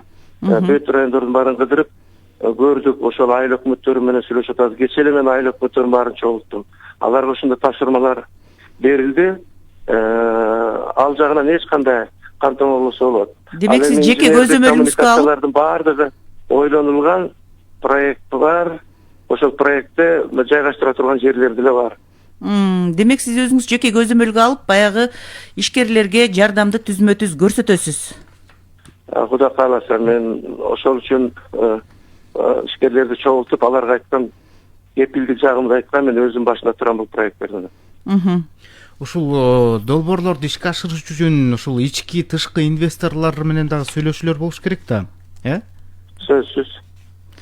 Сиз ишкерлерди чогултканда баягы көбүнчө кызыкчылык арткан кайсы долбоор болду? Ишкерлер көбүрөөк сурап кызыккан ошол сунуштаган долбоорлордун ичинен. Менимче көз жеткен долбоорлорго дароо кызыгуу көбөйдү. Мисалы үчүн мына минералдык сууларды куйганга, алма өрүк ширелерин, анан баягы биз өрүк как, алма как кылып чыгарып атпайбызбы? Ошонун жаңы технологиясы бар да, сублимационный деген. Вакуумный сушка деп коет. Ошого кызыккандар бар.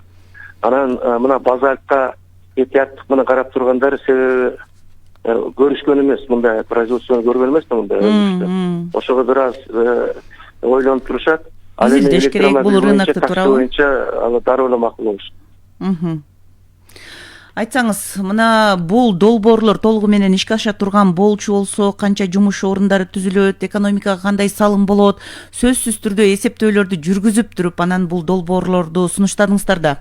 Куру бекер сунушталбайт да бул долбоор эми. Өзүңүз баштап алып чыгып аткандан кийин.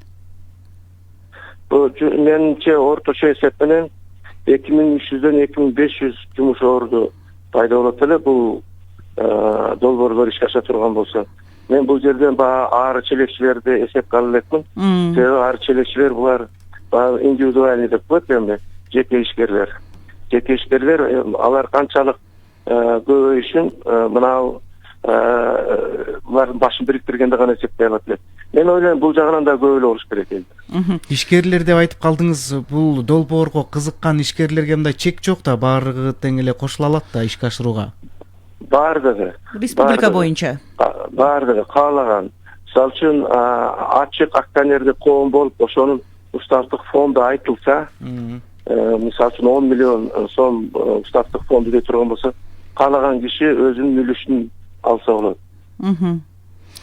Бул эми Жарасыл Осмоналиевич, ишкерлерди чогултуп эле администрацияда сунушталды да, андан тышкары сайтка илип, башка тилдерде которуп, мисалы үчүн биздин ички инвесторлор кызыкпаган долбоорлор болсо, композиттик курулуш заводу мисалы айтпадыңызбы, бул эми биздин ички мындай ишкерлерге өтө тааныш болбогону үчүн бул рынокту окуп үйрөнүү үчүн дагы убакыт керек экен деп. Балким тышкы инвесторлор дагы ушу долбоорлордун арасынан мындай кызыгып капиталын салууга даяр жактар бардыр. Балким ушуну кеңейтип бир сунуш кыласыздар Кыргызстан чегинен тышкары дагы. Туура айтасыз. Мына базальт боюнча убагында Россиянын президенти, Кыргызстандын президенти мындан 1 жыл мурун, 1,5 жыл мурун жолугушкан. Ошол жолугушууда ушул базальт өндүрүү боюнча мен иштеп чыккан долбоорго кол коюлган. Себеби россиялык инвесторлор буга абдан кызыккан. Андан башка мына Турциядан, араб өлкөлөрүнөн да ушул базальт технологиясына кызыгышкан. Алардын элчиликтери менен мен былтыр Бишкекте анын презентациясын өткөргөм. Андан тышкары мына калдыкты кайра иштетүүдөн байып кеткен адамдар дагы бар чынында. Ушул долбоор дагы мындай реалдуу жакынкы арада чогуларда ишке ашырып коюуга мүмкүн делген долбоорлордун бири экен. Туура айтасыз. Мына азыр калдыктар көбөйүп кетти да. Ошо калдыктарды кайра иштетүү, мына тесттерден чыккан, эми бизде мисалы үчүн Оштогу тестте бул мазут менен иштелет. Айрыкча мына Бишкектеги тестте көмүрдөн калган шлак деп коет. Ошол шлагын кайра иштетиш керек да, себеби миллион тонналар азыр жатат да, даже каяка кийинкисин каяка барып төгүштөрүн билбей турушат.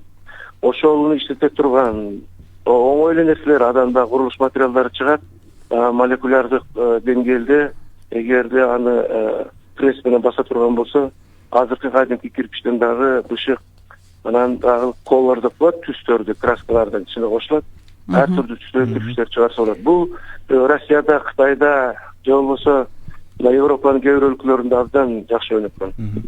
Жарасыл Осмоналиевич, мына ушул инвесторлорду коргоо дагы кепилдик каралганбы? Себеби ушул айрым учурларда инвесторлор корголбой калып, алар кетип калган учурлар бар. Айрым жергиликтүү калкта буга каршы чыгып койгон учурлар бар. Ошол долбоор ишке аша элек жатып. Анан бул жагында дагы кепилдиктер каралган да? Бул сиз туура айтасыз. Ошо биздин инвесторлордун азыр байкап, карап, мындай чечимге келе албай турган ошол бизде көп инвесторлор убагында жабыркап калышкан. Ошол жактардын баардыгын караштырып атабыз да. Мен өзүм да бир программам болот, обязательно мен сөзбү чыгарам. Өкмөткө дагы жолдойм. Бүгүнкү күндө экономика министрлиги анан агентство бар, атайын инвесторлорду коргоо боюнча. Ошолордун алдында чоң бир программа иштелип атат. Мен өткөн барганда дагы көрдүм, ал өкмөттүн деңгээлинде, өкмөттүн жобосу менен кабыл алынса, инвесторлор ойлойм ошого ишенип келишер деп. Сизде рахмат атайын убакытта биринчи радионун суроолоруна жооп бергениңиз үчүн. Эми жалпы кыргызстандыктарды келе жаткан жаңы жылы менен куттуктап өтүүгө дагы мүмкүнчүлүгүңүз бар.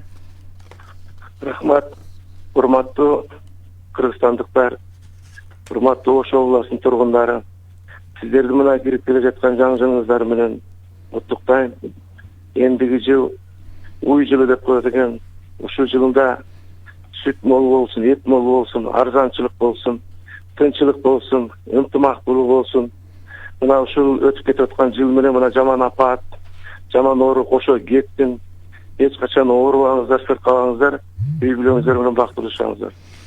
Сизге дагы ишиңизге ийгилик каалайбыз. Мына ушул долбоорлор жүзөгө ашып, жумуш орундары түзүлүп, анын акыбытын көрүүчү, экономикабыз көтөрүлчү убакыт өтө чукул болсун деген тилекти айталы. Ыраазычылыгыбызды билдиребиз. Урматтуу угармандар, эсиңиздерге салып өтөлү, биз менен байланышта өкмөттүн Ош облусундагы ыйгарым укуктуу өкүлү Жарасул Абдыраимов биздин суроолорубузга жооп берди. Эсиңиздерге салып өтсөк, мына ушул Ош облусундагы Ош облусунун келерки жылы 2021 жылдан тарта ушул өнүктүрүү долбоору иштелип чыкты. 10 долбоор сунушталып, мына ушул ишкерлерге сунушталды.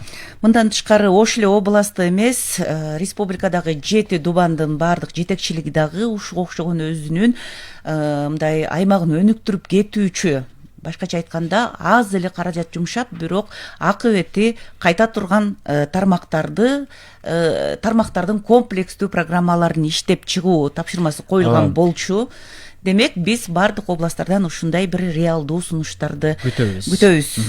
Мына ушундай жакшы тилек менен программабызды жыйынтыктайлы деп турабыз. 8ден 30 мүнөт өттү. Бизге бөлүнгөн 90 мүнөт дагы өз сапарын карытты. Биринчи радионун таңкы бурулуш программасы ушул жылдын эсебинен кыргыз тилиндеги чыгарылышы бүгүн соңку чыгарылыш десек болот. Ал эми буюрса жаңы жылыңыздар менен деп жаңы программанын алкагында жолугушат экенбиз. Программаны мен Назира Молдокулова жана кесиптешим Урмат Жээнбеков алып барды. Режиссерлук пультта Бакыт Ашрахманов жана Азиз Чокморов иштеп жатат.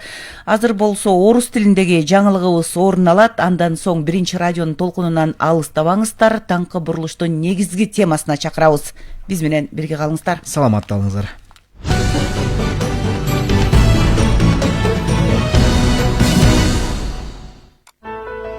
Биринчи маалымат радиосунда саат сайын акыркы жаңылыктар, ыкчам, так, эки тараптуу маалымат, түз эфирде талкуулар, орчундуу окуя болгон жерден биринчи радионун кабарчылары